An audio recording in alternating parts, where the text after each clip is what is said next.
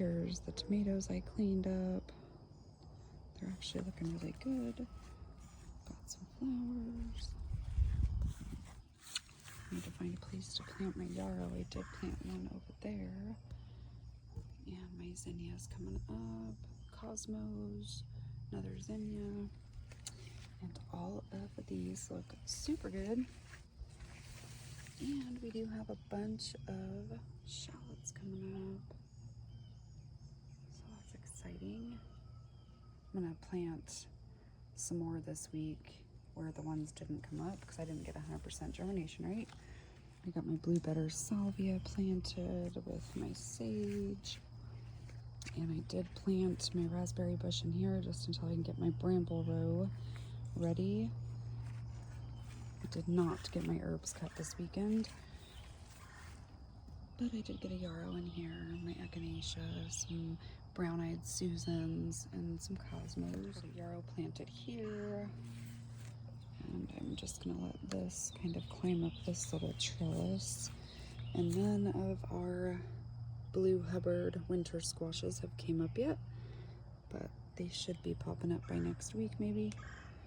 And my plantain is doing good. I'm gonna try to get my seed, or not my seed, excuse me, my herb drying rack built today, so that's on my project list. And then I got a whole flat of tomatoes to can.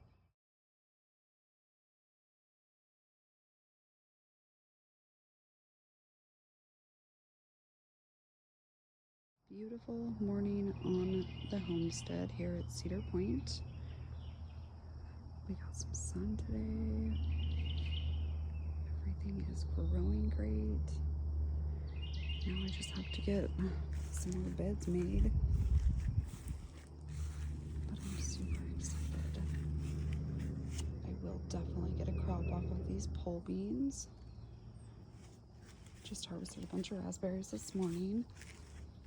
And I do have flowers on this little volunteer tomato. Super exciting.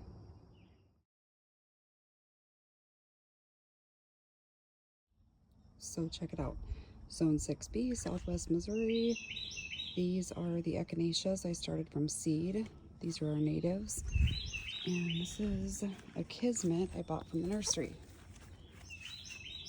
Look at how short it is. They pump them up with so much fertilizer and salts that it really does truly stunt their growth if we just plant them and let nature do its thing. Look at how beautiful she is. I can't wait to get her in the ground. And all my chives in there are doing really good. Another example of something started and grown from seed. This is my yarrow. Started this last year and we moved, so I had to dig her up. And she is so beautiful, so healthy. And this is the one I got from the nursery. And she's pretty, but she ain't happy and thriving like my seed grown ones are. And she doesn't look as green either. That's another one started from seed. Medicinal herbs are the way to go right now. I am super excited. My Suyolong cucumbers are all popping. Super excited. Where's more? There's another one right there. And then my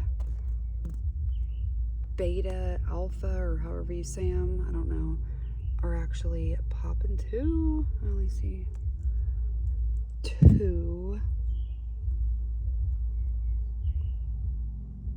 But they're coming. Pretty exciting. Alrighty, Melissa here, back in Zone 6B, Southwest Missouri, Cedar Point Homestead. I am going to get some mountain mint planted in here with my herb garden, my medicinal herbs. I have a plantain, and then I have some yarrow down there. I couldn't dispose of those volunteer tomatoes though. They were here when we moved in, so I decided to keep those. And I'm going to plant some mountain mint. I know everybody has a problem with mint. I don't. I encourage it. The ticks, the mosquitoes don't like it. So I am going to plant some here and harvest it and just put it all around my property. Planting mint, the seeds are so super small, so we just literally lay them directly on top of the soil and then lightly pat them in.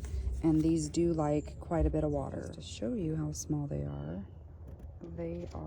some of the smallest seeds. All right, that is how small they are. So I'm literally just going to press them right on the top of the soil and then lightly soak it in with my hose. Not to mention, mountain mint is a great addition to an echinacea tea along with apple mint. I need to get a start or some seeds of some apple mint, but I'm pretty excited for all of these medicinal herbs to add to my little homestead here. Since my first video this morning, I came back and I was planting some mountain mint here by my plantain, and these blue Hubbard squashes hadn't yet came up, but since I came back and it hasn't even been an hour, they're coming up. So I'm pretty excited. First time ever growing blue Hubbard. Okay, so I know I have very limited space, but I am one of those chaos gardeners and I seem to do pretty well with it. So I am going to tuck some of these stalks in here with my cucumbers, and I think they'll do just fine. I've never grown these before. If y'all have grown these before, comment below. I'm pretty excited. First year ever. They are fairly small seeds, and they do say to plant them 1/4 inch apart. So I'm gonna do that right here along the front of this bed all the way down. Plant these stalks 1/4 inch deep and about 12 inches apart. Okay, so we have our seeds. They are super tiny and flat, kind of cool looking. I am gonna try to get one in each hole, but they're super small, but we'll do our best. And I'm just gonna plant along the front of this bed. And these flowers are very fragrant, supposedly. I've never grown them, but they're fragrant and they are edible. So I'm kind of excited to try them.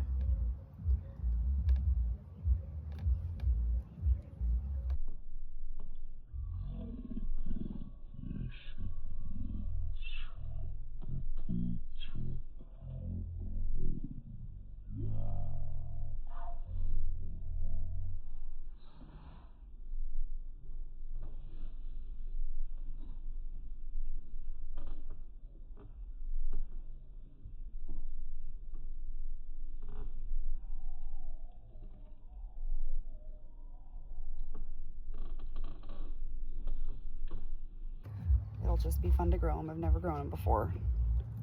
Oops, yeah, we may just have them, you know, come up wherever. It's fine. And another thing I wanted to show you guys, yeah, I'm just gonna plant 2 or 3 per hole because I want to make sure I get some. But anyways, another thing I planted, I got it at the farmer's market this weekend. Super exciting. It's on my bucket list for my perennial food forest, vegetable perennials, and it's called an Egyptian walking onion, and they are so super cool. Look them up. I think you'll like to grow them. Once you plant them, you'll never have to plant another one. She is. So what happens is she'll grow her bulb. The bulb bends over kind of like this leaf right here, and it'll send out roots to your soil, and they'll just keep walking all along. So super exciting. And I also got the lady, she was from Bradleyville. She gave me a couple sunchokes as well, so I need to find a place to put these. On such a large property and with a lot of cleanup to do and rearranging, like my kids, they started tearing that down over the weekend. So that's a pile from the people who sold us the house, their kids' stuff. So we have to haul that off to the dump. He had all of these like hydroponic tubes. I'm not quite sure what he did with those, but I need to get them out of here. And I always just tend to create and I try not to do this. I try to be very go behind myself, but I tend to create little messes everywhere. So today I am going to start cleaning up all of these little messes, and then when my mom gets here, we're gonna have a canning party. So hopefully it'll be a productive day. And this is a little tour of the front yard. I'm gonna go to the garden shed right now. And I'm hopefully going to try to build these are just temporary. My husband is a landscaper, so this place will be fully landscaped before we know it. I just had to have something to get to and from the house into the seed shed without getting totally muddy. So this is our little seed shed. My husband's been working super hard on it for me. Let me find my keys.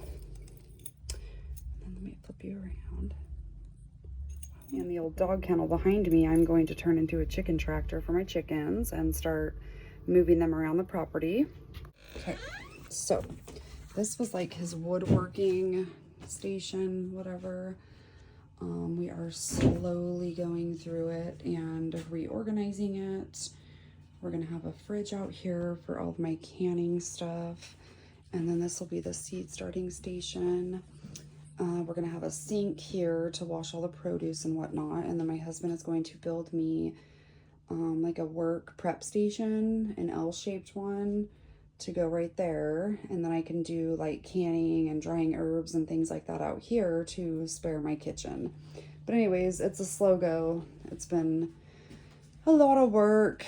So today I'm just gonna try to get my little drying rack done. One of the lights, it is one of my best seed starting lights I possibly have. It'll go on the top shelf, and then I have another one right over there that'll go on the second shelf. I will rearrange the shelves, and then my husband is going to hang out my farmhouse lights, one over there when he moves that light, and then one above my workstation. So my plan is to build a 3-part drying rack where I can slide these screened trays in and out and dry herbs on them from my medicinal herb garden to put in jars. I ended up saving these from our old boarding coop, so I'm gonna try to build a frame that these will slide in and out of. Wish me luck, guys. Okay, so where I thought I was going to do my herb drying rack isn't going to be as easy as I thought. So I guess I am just going to put the brakes on that and get on with my canning, because that's just, I'm going to have to wait for my husband on that one. Spice Bush Swallowtail.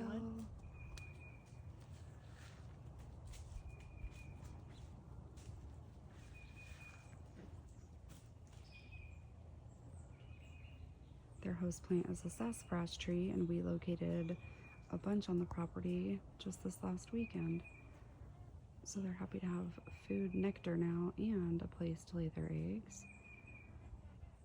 And here's a zebra swallowtail. And their host plant is the pawpaw tree, so we must have some somewhere.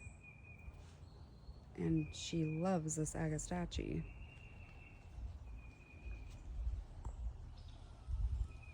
The sun is coming up through the tree line. It's kind of foggy down there.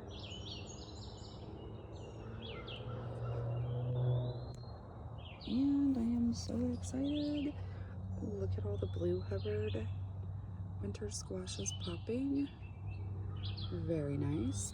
I did put a bunch of basils in between my tomatoes yesterday. I threw some peppers. My mom had brought me a bunch of starts that we had started that she didn't have room for, so I'm just tucking stuff everywhere.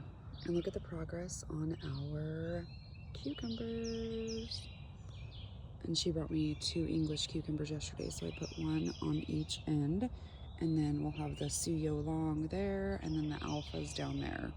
I put my walking Egyptian onion there, and I did plant some stalks all along the front of that bed. So I'm pretty excited.